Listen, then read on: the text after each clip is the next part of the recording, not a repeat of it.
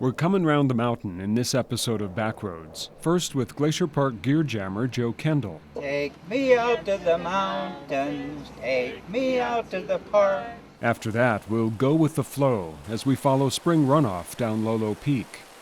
Once in the valley, we'll meet a gentleman whose voice is heard round the world.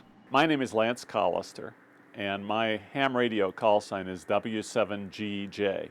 And finally, it's over the divide as we sift through fragments of history in the shadow of the crazy mountains. Hearing that the Chinese used to actually live in Big Timber was basically the reason that sparked my interest for it. 1, 2, And with that, 3 we'll be done. So let's all have fun. Woohoo! Backroads of Montana is made possible with production support from the Greater Montana Foundation, encouraging communication on issues, trends, and values of importance to Montanans. By Travel Montana at visitmt.com, and by the University of Montana.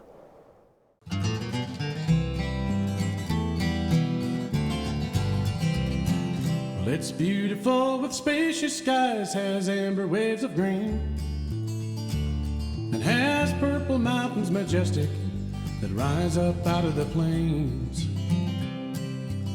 And all across America, from sea to shining sea, where the mountains and the prairies meet, is a place I need to be. Home is where Montana is my home. From mountain peaks to prairie lands, the places I have known. And I'm bound to ramble, yes, I'm bound to roam. And when I'm in off the road now, boys, Montana is my home.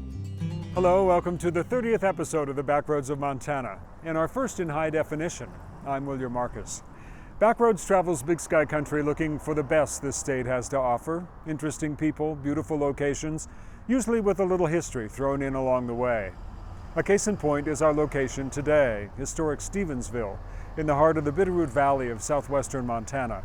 Throughout the show, we'll explore the Stevensville area with stops at Fort Owen, St. Mary's Mission, and the Lee Metcalf National Wildlife Refuge. Like many small Montana towns, Stevensville has embraced its past with an eye on its future, sprucing up Main Street with historic markers and providing lots of great places to meet friends, old and new. Valley Drug began serving sodas on Main Street well before these gentlemen were boys. Our first story is about a man who in his youth was drawn to the beauty of Glacier National Park. Decades later, he's back at the park, helping visitors fall in love with the area's rugged beauty. There's something in the mountains of Glacier National Park that brings people back. And a great way to get there is in a red jammer bus. Is everybody ready? With seasoned tour guide Joe Kendall behind the wheel. The best is yet to come. Today, Joe's passengers will bounce along historic Going to the Sun Highway, from windy Swift Current Lake dotted with whitecaps, up and over the Continental Divide at Logan Pass, and finally down into the dark cedar forests of Lake McDonald.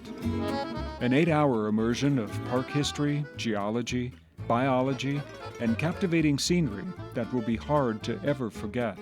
The grandeur, beauty of these mountains have a special atmosphere to them. You will feel like all is right with your world and with you. The buses, actually mountain ash in color, and their drivers are affectionately known as jammers, gear jammers. Both have been crisscrossing Glacier Park since 1936, making the service one of the oldest bus companies in the world. Easy duty for Joe, who now at age 79 remembers jamming gears on his father's tractor as a boy. People ask me, how do you get to be so old, Joe? And my response to that is, I guess the main thing, you just keep breathing. Historically, a coveted jammer position was likely to go to a college student. But recently, the park's concessionaire discovered the value of recruiting a more mature, diversified staff. What we look for is for somebody that is going to have their own personal connection to the park and their own personal love of the park, and that transfers right to our guests. Hi. For 12 seasons, Jammer Joe has charmed guests and embodied the spirit of Glacier Park, right down to his handlebar mustache. I don't know what it's called, but it's like a bicycle thing. So it's like, vroom. On Joe's bus, guests will learn about the park's ancient past. This is some of the oldest rock here. This is probably 2 to 3 billion years old. And where the park is headed. The glaciers are slowly melting and receding every year. If they continue at the same rate that they have been melting, that they'll be gone in another 30 or 40 years. They'll stand in awe of ice-sculpted peaks that tower overhead. You might call it a spiritual feeling here with these mountains. And discover the delicate beauty that lies underneath. Look at the color here. I just love to see these flowers up here like this. And there's some bear grass blooming. That clump of grass will not bloom again for 4 or 5 years like that. Joe will introduce passengers to the park's permanent residents. There's a mountain goat here, and we're going to drive very slow by it so that you'll have an opportunity to get some pictures of it. We cannot stop, but I'll drive very slow so that you can get some good pictures of this goat. And he'll explain firsthand the spell this park can cast. Joe first came to Glacier in 1949, a dishwasher for the same company that employs him today. That summer, the alpine meadows and mountain trails changed the young Illinois farm boy. And although Joe returned to Illinois, farmed for 47 years, raised 5 children with wife Jerry, he never forgot his second home in Montana. When Joe and Jerry heard that Glacier Park Incorporated was hiring seniors, they signed up for a new adventure. Jerry works as tour director for the Great Lodges of Glacier Tours, and although their jobs differ, Joe and Jerry share a common objective. Well, they're with us for 6 days, and my goal is to have them be happy every day and make sure they leave happy. It's kind of like showing our home that we're proud of, and we're just happy to be here, and that's easy to do. Very. Next stop, Logan Pass, where Joe slips into the role of the park's most popular mammal.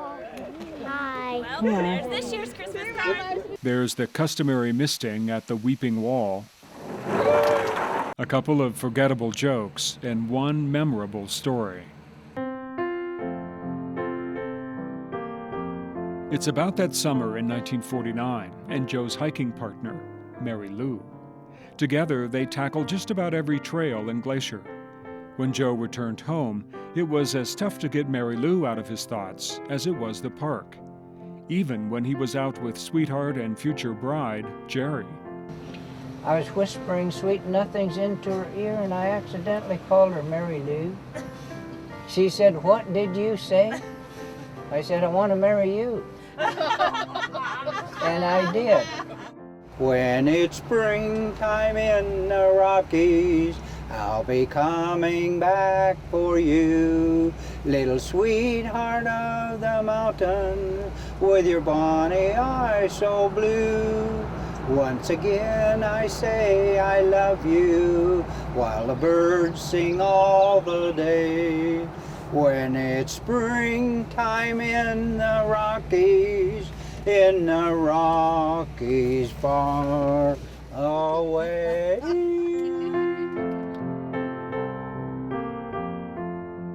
For the remaining miles, Joe is quiet, letting his passengers think about all that they've experienced.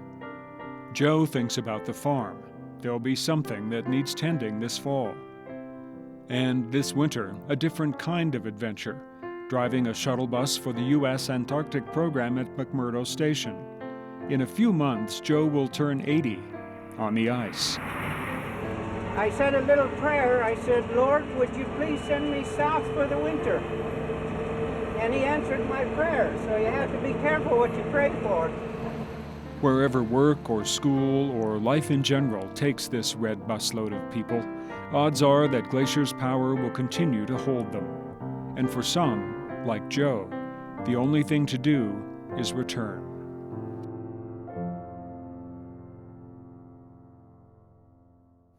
Joe says he plans on continuing both jobs in Glacier and the Antarctic. But for now, it might be easier to catch up with him in the park. You won't need a jammer bus to get around the Lee Metcalf National Wildlife Refuge north of Stevensville. Its 2,800 acres are filled with the songs of hundreds of species of migratory birds, honking geese, and quacking ducks. Throughout the summer, osprey, eagles, and herons tend nests and raise their young, all within easy viewing distance on the road and trails. The visitor center, staffed by loyal volunteers, is a good place to start.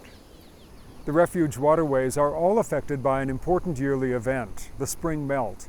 It's a time when the mountain snowpack begins to make its way to the creeks, rivers, and streams below. We visited Lolo Peak just south of Missoula and followed part of this critical cycle of moisture.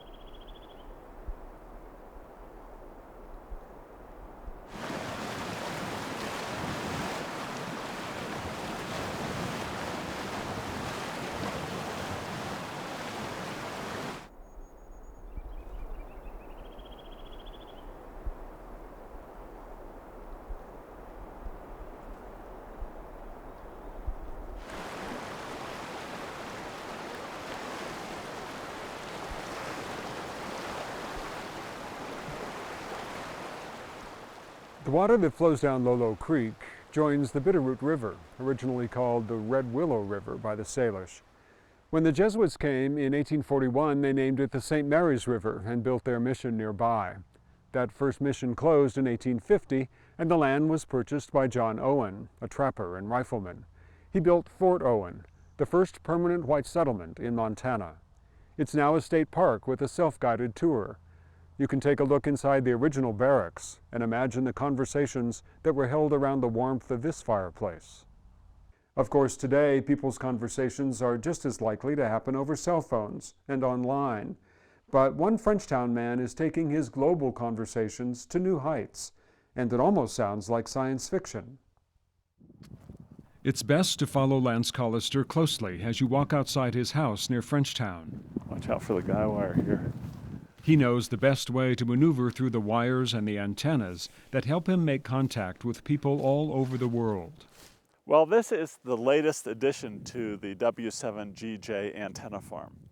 This is my 6-meter moon bounce antenna. Lance Collister is a ham, as in ham radio, and his radio signals head into space. It seemed very intriguing to me because I had always been interested in astronomy and physics and things like that, and I thought, wow, this would be really neat to be able to send your signals to the moon and back. Collister completed his first moon bounce, or Earth-Moon-Earth communication, in 1996. When you hear your echoes come back from the moon 2.5 seconds later, it's like magic, and it still has the same excitement in it for me today. In his basement ham shack, Collister is using the moon to make a contact overseas. I just have to keep my eye on things because there's a fella in Japan who was going to call us on 6-meter moon bounce right about now his moon is coming up, and I'm calling him now on 202. Okay. Japan's just one of the hundreds of countries Collister has contacted over the years. He says it's the difficulty of moon bounce that has interested him for more than a decade. There's so many variables that can completely ruin everything. And so everything has to be just lined up perfectly. This window shows that his moon now is at 2.5 degrees elevation. It's just coming up in Japan. That's him right there, I think. We'll see. You know, over the years, I mean, you have to learn to be patient if you want to have these things happen. This is the way it often is. You know, you kind of have to wait. Collister remembers the months of patience it took before his first successful moon bounce contact. Now he's giving back to other hams. I try to help people, whoever can benefit from my experience and my suggestions, and I try to be a good Elmer, we say, for people all around the world. And in ham radio, we call anybody who's a mentor an Elmer. And now we're seeing the signals coming in from Japan. So I'm transmitting every even minute to him, and I'm listening every odd minute. And in the last odd minute, he sent me call signs. But it's not that simple to make an official contact.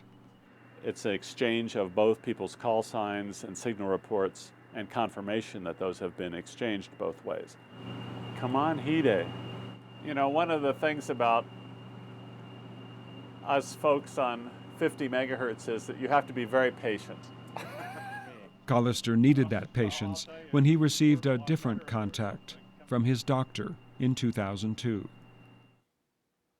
Yeah, after you're told that you've only got a couple months to live, it definitely changes your perspective on life. How cancer has affected my hobby is pretty much the way it's affected the rest of my life. I've looked at it in a different perspective. I don't put off till tomorrow what I can do to today. I like to think that part of the reason that I'm still alive is that I still have some good to do somewhere. And I haven't quite figured out how to affect world peace yet or eliminate hunger, but I'm doing the best I can and trying to help people in ham radio and develop international understanding. I'm very weak there for him. So that was a moon bounce contact that we didn't make. So while Collister received signals from Japan today, it wasn't the official contact he was hoping for. But the bad news won't stop him. When I told you my goal is to contact 100 different countries on 6-meter moon bounce by the end of this year. I mean, that's one of the reasons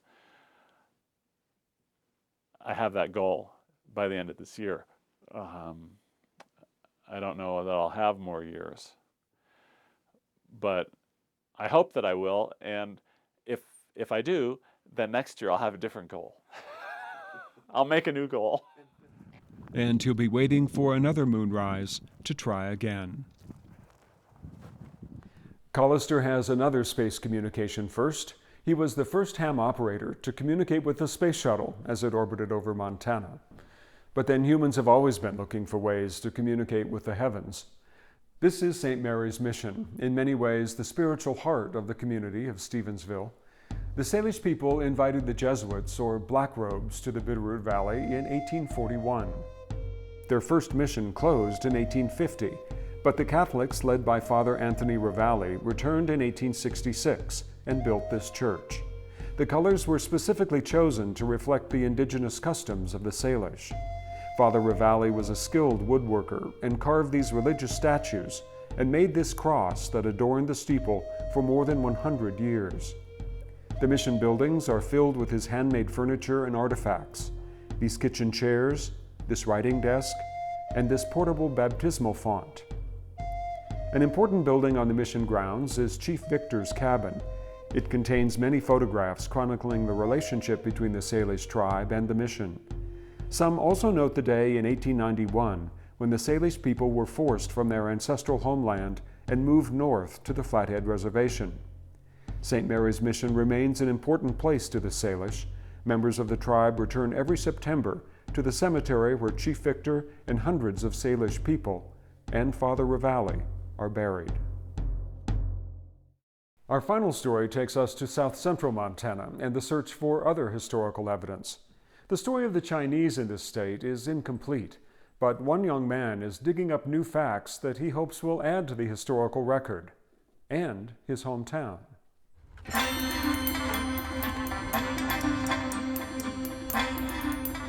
Every day is an adventure because you never know. When you're digging so carefully, you never know what one more trowel scrape will uncover. Oh, green glass. Most people don't think, finding doorknobs and bottle glass is that exciting, but we do. Chinese medicine bottle top.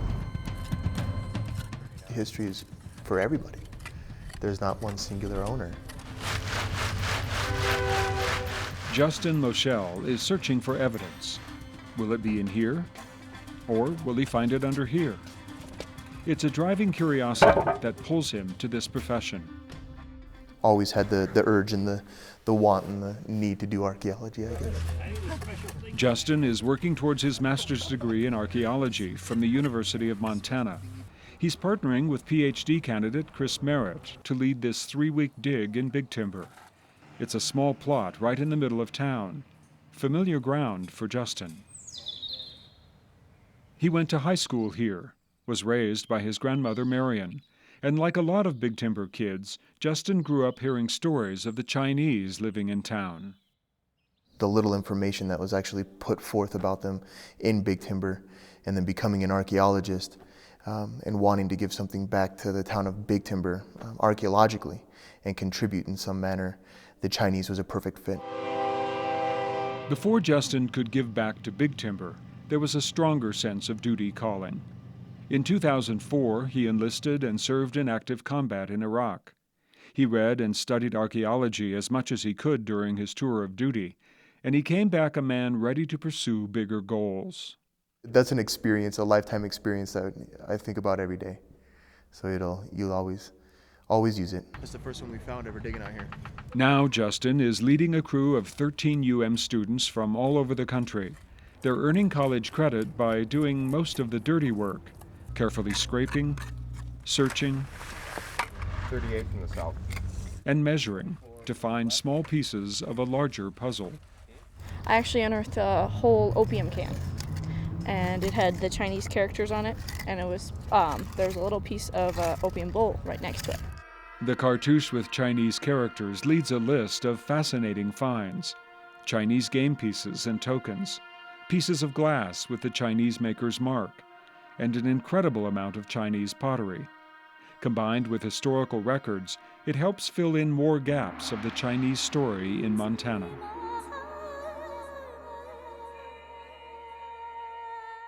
Chinese citizens were fleeing their oppressive empire and looking for a fresh start in the United States. By the late 1800s, they made it to Big Timber, the first wave coming with the railroad. The Chinese opened businesses, restaurants, and laundries, and tried to assimilate into the new culture. Tom Q became a prominent businessman and led a movement to support the U.S. in World War I. But nationally, the attitude towards the Chinese had turned hostile. Competition for jobs and drug allegations fueled the anti-Chinese sentiment. Even a successful business owner like Tom Q felt the wrath of the local sheriff. Q won that dispute, but it was clear the Chinese were not wanted in Big Timber. I have some friends that said they lived near them and they used to go tease them. They'd call them chinky Chinaman. And their mother scolded them. They wouldn't let them do that anymore. But they were badly treated in town. By the 1940s, the Chinese had left Big Timber. Their story faded with each passing generation. Being porcelain is the... Today, these young people are pursuing evidence of that missing history. But the day's digging hits a snag. A late spring shower sent the crew for cover, but they weren't idle for long. What do you got? They worked in the basement of the local library, starting the tedious process of cleaning and cataloging the artifacts. When they're done, they expect 20,000 pieces will be bagged. And it really shows how much was left here and really how much they, had life here. When the crew returned outside, another search was on. The tunnel that ran. Justin was looking for answers to a different Chinese story. Growing up here, we always were told about the fables of the hidden tunnels and everybody running underneath the streets, and there's tunnels connecting buildings. Those stories and fables told of oppressed Chinese staying out of sight by digging tunnels and living underground. The problem is there's no evidence to support that. 2 blocks from the dig site, Justin identified a possible tunnel location and headed in. It shouldn't be too scary for a combat veteran, except for one problem. Please, no black widows. Justin hates spiders. Oh, wow. Definitely. Look how old these are. A quick examination revealed this was a storage area, maybe a converted cellar, but nothing to indicate Chinese construction. Nothing to corroborate the Chinese story. Well, we solved that one. All of the experiences, some lacking evidence, others rich with materials, helped illuminate unknown parts of Montana history. It was another way to give back to a state and a hometown. I think these projects are critically important to Montana, and I think it's a great opportunity for students and everybody, all Montanans can work together and really uncover all about Montana history. If I can contribute in some manner in the history of this town, just to know that more history is available for the town, and that means a lot more. It means a lot to me. In addition to those findings, Justin's crew unearthed a piece of Japanese porcelain plateware. It's believed to be the first confirmed Japanese artifact found in Montana. And that's all for this episode of Backroads of Montana from historic Stevensville. We'd like to thank the volunteers and staff at the Lee Metcalf National Wildlife Refuge, St. Mary's Mission, the Montana Fish, Wildlife and Parks Department, and the Stevensville Main Street Association. We get many of our stories from viewers just like you. If you have an idea for our Backroads show, drop us a line at the Backroads of Montana, the University of Montana, Missoula, Montana, 59812. As long as you keep watching, we'll keep covering the Backroads of Montana. I'm William Marcus. See you next time. Montana is my home. From mountain peaks to prairie lands, the places I have known. And I'm bound to ramble, yes, I'm bound to roam. And when I'm in off the road now, boys, Montana is my home. Coming in off the road now, boys, you know I'm heading